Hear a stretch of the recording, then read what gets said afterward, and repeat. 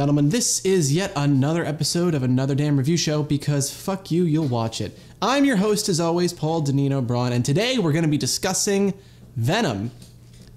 I know. Venom. This'll be interesting. I'm Eddie Brock. I'm a reporter. I always seem to find myself questioning something the government may not be looking at. I found something really bad. And I have been... Eddie. Who said that? Taken. Venom. Where do we even begin? How does one review a film like this? It's just so damn weird. Venom is a flawed film. Issues permeate every facet of this movie. The tone is inconsistent, the special effects are spotty, and the villain is forgettable, the performances are uneven, and there are some plot holes that even Eddie Brock would be unable to jump with his motorcycle. You know what this review show has that Venom doesn't have? The motherfucking symbiote symbol, motherfucker! All this, and yet on some level, I must admit, I enjoyed the hell out of this movie. How can that be the case? First, let's delve into what's wrong with this film before we touch upon the soul-saving grace. The tonal nightmare that is this movie. Sony has shown us before that they can be more than a touch tone deaf, especially with the Spider-Man universe. I'd argue that the neck-breaking tonal shifts... Holy shit. As recording this, I just realized how appropriate neck-breaking was in terms of Amazing Spider-Man 2, but that's neither here nor there. That's not even in the script. Happy accidents. I'd argue that the neck-breaking tonal shifts in The Amazing Spider-Man 2 were far more egregious than in Venom. But that would be akin to saying that going on a date with a sexually aggressive anthropomorphic turd isn't as bad as going through the comedy section on Instagram. Wow. Lele Pons is just so fucking funny. God, I hate these Vine transplants. Either way, you're gonna have a shitty evening. Venom can't decide if it wants to be a dark and brooding exploration into the duality of man and inner demons, or a lowbrow 90s boner comedy. The contrast between the more dark character scenes, the neutered gore, and the goofy comedy sequences just don't mesh well. And on the note of things that don't mesh well, wigs! My God, the wigs in this movie are so fucking distracting. Like, Michelle Williams, who do you think you're fooling? I understand they needed to give Woody Harrelson his absolutely absurd wig. Seriously, that shit is gold. Cletus Cassidy is known for his red locks, and you gotta maintain the iconography, and that's fair enough. But who gives a shit about Anne Weying? Is there really a contingent of fans that will cause an uproar if she has short hair? I don't know. It's distracting, it's stupid, and I hate it. And then at this point, I'm just glad that they fixed the pronunciation of symbiote. Symbiote. Symbiote. Symbiote. Symbiote. Symbiote. Symbiote. Symbiote. Symbiote. Shut up!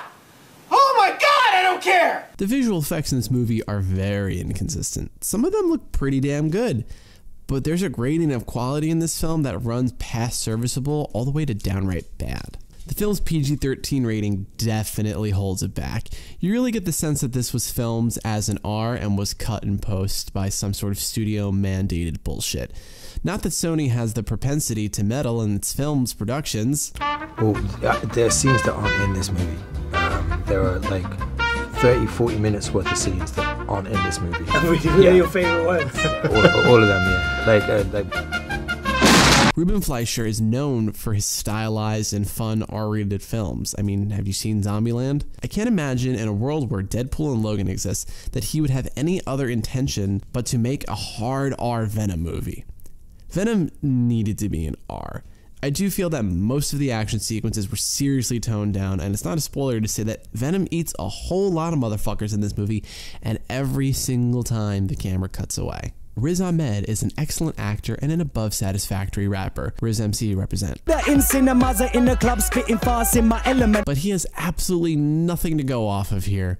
He does his best with the paper-thin material that he's given. We also quickly have to go over the chasm of plot holes that exist in this movie. Spoilers here. So the symbiote only works with like certain people, and those that aren't compatible die, like immediately.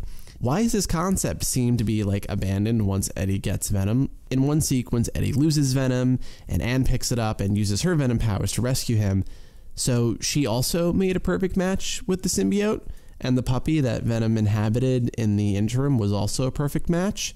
And wait a second, how is Venom able to like just go around by itself before he found the dog? The whole reason the symbiotes need to latch onto us is they can't survive in our atmosphere. Also, the main baddie, Riot, is shown inhabiting several people throughout the beginning of the movie. Are we to believe that every single one of them was a perfect match? And while we're focused on that, how come every one of those people seemed as though they were possessed? Like, Riot has completely taken over control and they no longer have a personality. Yet once Riot takes over Riz Ahmed's character, he basically is just the same dude. Also, Riz is a perfect match too. What luck! So with the plethora of issues that this film has, why did I enjoy it? How can I possibly justify liking a bad movie, Paul? Like, why did my dog commit suicide? Well, it all comes down to Tom Hardy. That man is a treasure. Hands!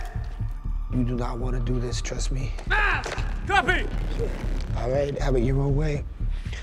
Mask! Copy. What the hell is that thing? Fire! Trap grenade!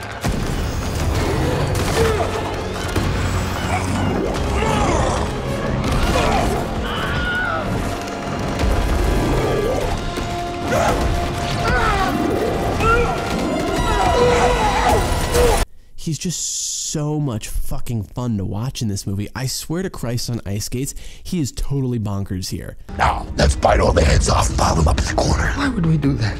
The voice that he puts on as Eddie Brock is such a curious choice. It's just hilarious. And his dual performance as Eddie Brock and the voice of Venom is actually genuinely great.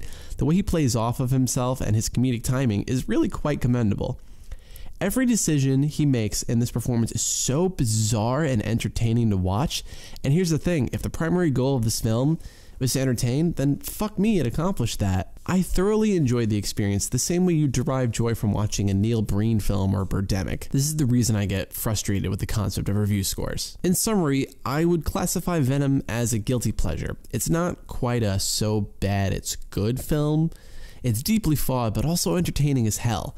Throughout the screening, I couldn't stop thinking that I would love to see them give this character another shot. You know, maybe take some of the lessons they learned here, give it an R rating, stay a little more tonally consistent. And with the amount of money this movie made, it's pretty much a guarantee that we're going to get a sequel. And I'm hopeful that Venom 2, The Turning, can aspire to be more than just an entertaining and bizarrely flawed film. At least the makers of this movie can sleep at night knowing that they did not make the worst film named Venom.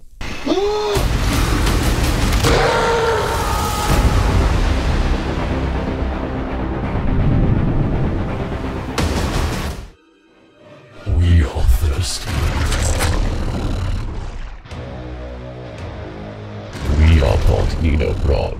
Ladies and gentlemen, this has been another episode of Another Damn Review Show. Because fuck you, you'll watch it.